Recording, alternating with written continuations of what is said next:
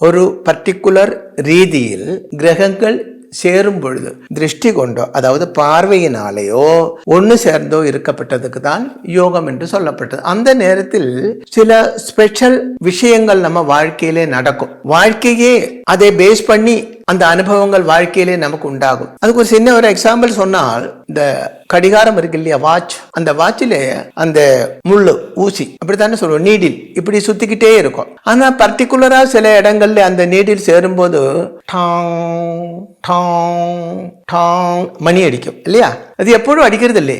சில கிளாக்கில் எல்லாம் 12 மணிக்கு அடிக்கும், 12:15 அடிக்கும், 12:30 அடிக்கும், 12:45 அடிக்கும், 1 மணிக்கு இந்த மாதிரி. அதே போல ஜாதகத்தில் அந்த கிரகங்கள் நம்ம பிறந்த போது உள்ளதுதானே ஜாதகம். அதுல அந்த பிளானட்டரி பொசிஷன் சில பர்டிகுலர் ஸ்பெஷலாக இருக்கப்பட்ட சில யோகங்கள் தரும். அது நல்லதும் இருக்கலாம், கெட்டதும் இருக்கலாம்.